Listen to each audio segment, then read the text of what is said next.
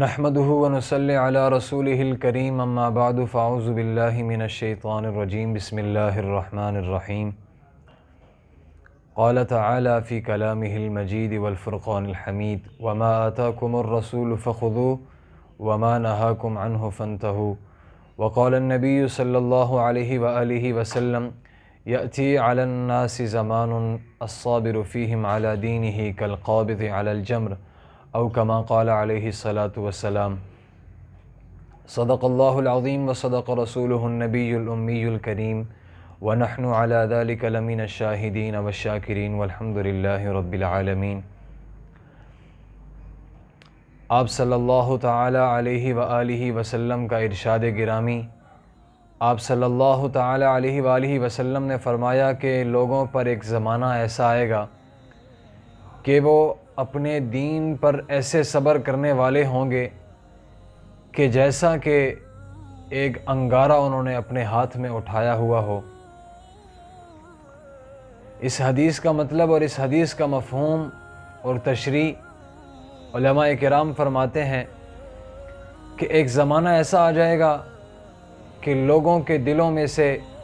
دین کی اہمیت اور دین کی حیثیت بالکل ختم ہو کر رہ جائے گی، اور انسان دین کو قابل نفرت سمجھنے لگے گا،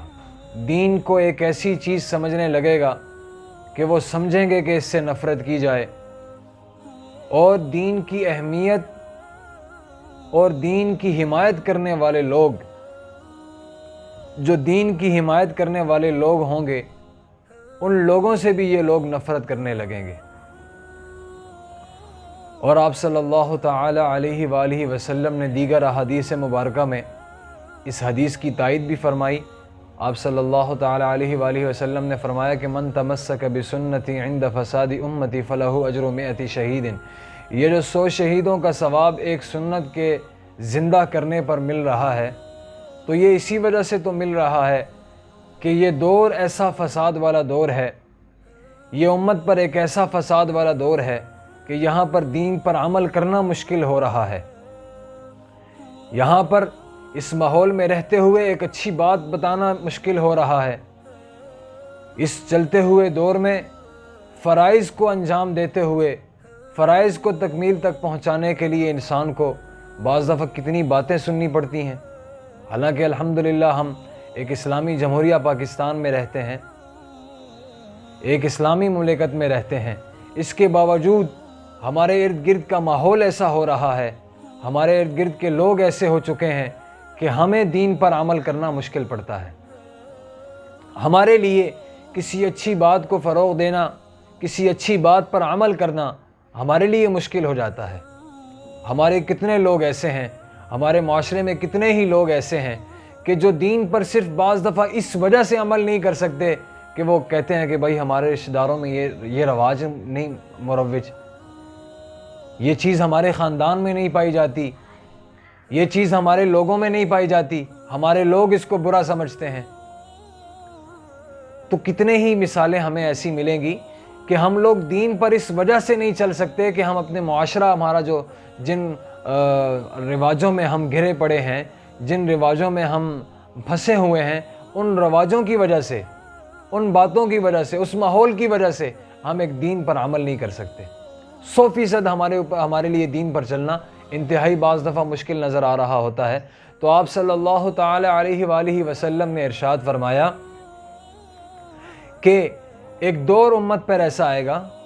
کہ وہ دین پر عمل اگر کر رہا ہے تو اس پر، دین پر جو عمل کرنا ہے وہ اتنا بھاری اور اتنا مشکل ہوگا کہ ایک انسان کے لیے جیسا کہ اپنی ہتھیلی پہ انگارہ رکھنا مشکل ہو جاتا ہے۔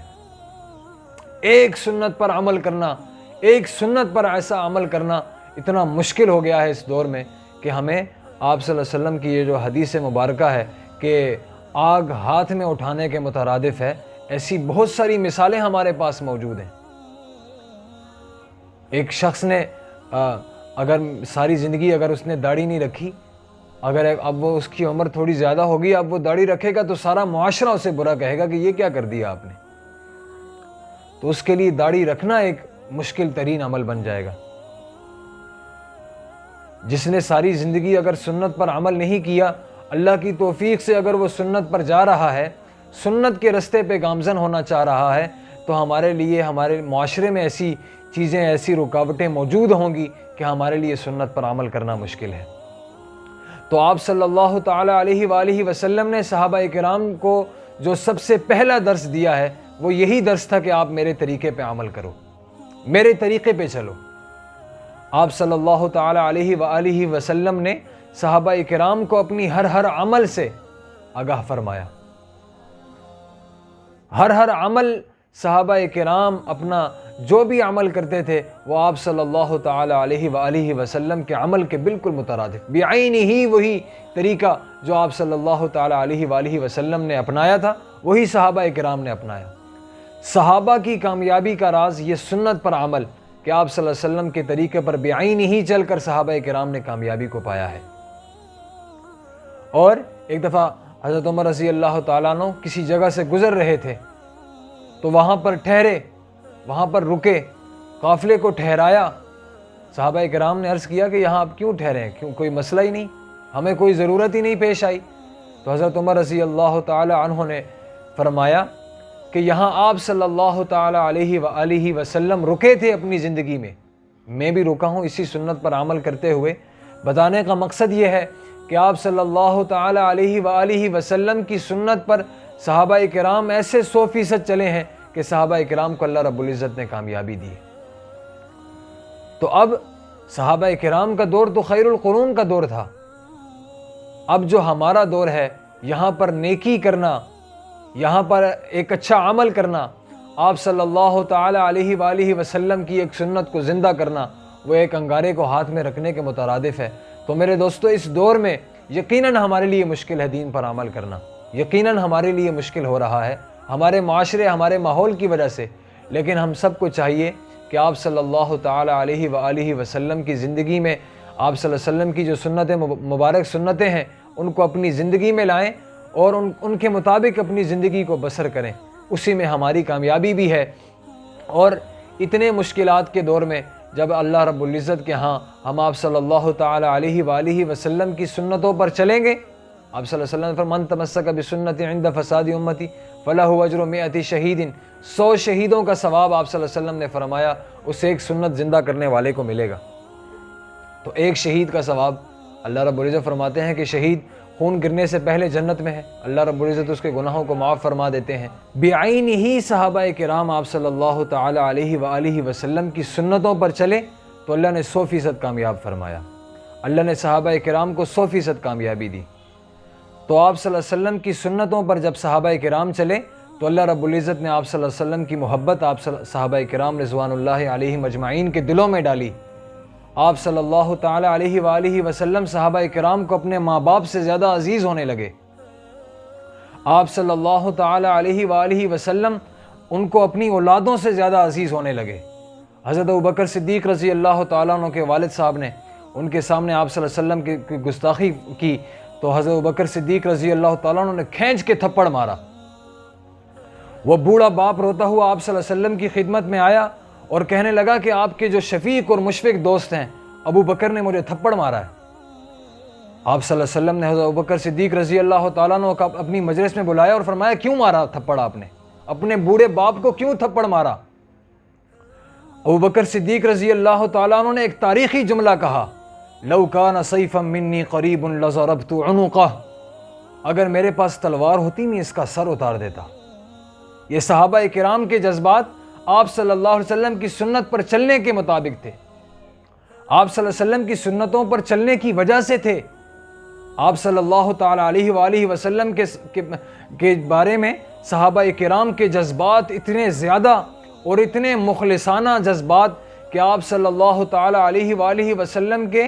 بنا موجودگی میں صحابہ کرام آپ صلی اللہ علیہ وسلم کے بارے میں گواہی دے رہے ہیں۔ صحابہ کرام نے آپ صلی اللہ علیہ وسلم سے جو عشق کیا ہے، جو محبت کی ہے، وہ عشق اور محبت یقین مانیے دنیا میں لاجواب ہے، اس کا جواب کوئی نہیں اس محبت کا۔ اس کی بنیادی وجہ وہ آپ صلی اللہ تعالی علیہ وآلہ وسلم کے طریقے کو اپنی زندگی میں لائے ہوئے تھے، آپ صلی اللہ علیہ وسلم کی سنت کو اپنی زندگی میں لائے ہوئے تھے، اس سنت کی وجہ سے اللہ نے اتنا کامیاب کیا، اتنا کامیاب کیا، اتنا کامیاب کیا کہ رضی اللہ تعالیٰ عنہم ورضوا عنہ، آپ صلی اللہ علیہ وسلم کو وحی نازل ہوئی کہ صحابہ کرام یہ مجھ سے راضی ہیں، میں ان سے راضی ہوں، یہ مجھ سے راضی، میں ان سے راضی ہوں۔ اللہ نے دنیا میں پروانہ دے دیا، ساری کائنات لگی پڑی ہے اللہ ہم سے راضی ہو جائے، اللہ ہم سے راضی ہو جائے۔ اللہ صحابہ کرام کو خود فرما رہے ہیں کہ میں ان سے راضی ہوں۔ حضرت ابوبکر صدیق رضی اللہ تعالیٰ عنہ کا تفصیلی قصہ موجود ہے کہ اللہ رب العزت ابوبکر صدیق رضی اللہ تعالیٰ عنہ سے فرما رہے ہیں کہ آپ صلی اللہ علیہ وسلم سے فرما رہے ہیں کہ ابوبکر سے پوچھئے کہ یہ اس حال میں مجھ سے راضی ہیں؟ ابوبکر صدیق رضی اللہ تعالیٰ عنہ رو رو کے کہہ رہے ہیں کہ میں راضی ہوں، میں اس حال میں راضی ہوں۔ تو صحابہ کرام کو یہ جو انعامات ملے ہیں، آپ یقین کیجئے وہ آپ صلی اللہ علیہ وسلم کی سنتوں پر چل کے کیے ہیں۔ ہمارے لیے ان سنتوں پر عمل کرنا اگرچہ مشکل ہے ماحول کی وجہ سے، معاشرے کی وجہ سے، لیکن ہمیں کوشش ضرور کرنی چاہیے۔ ہم آپ صلی اللہ علیہ وسلم کے نام لیوا ہیں، آپ صلی اللہ علیہ وسلم کی محبت کا دم بھرتے ہیں، تو ہمیں چاہیے کہ آپ صلی اللہ علیہ وسلم کی سنت کو ترجیح دیں، آپ صلی اللہ علیہ وسلم کے طریقے کو ترجیح دیں۔ ہمارے ماحول میں، ہمارے معاشرے میں اگر کوئی غلط کام کر رہا بھی ہے تو ہم آپ صلی اللہ علیہ وسلم کے طریقے کو ترجیح دیں۔ چھوٹی چھوٹی سنتیں ہیں آپ صلی اللہ علیہ وسلم کی، ان کو زندہ فرمائیں۔ انشاءاللہ امید ہے کہ اللہ رب العزت مجھے آپ سب کو ان سنتوں پہ چلنے کی وجہ سے کامیاب فرمائیں گے۔ اللہ سے دعا ہے کہ اللہ ہم سب کو عمل کی توفیق نصیب فرمائے۔ وآخر دعوانا ان الحمد للہ رب العالمین۔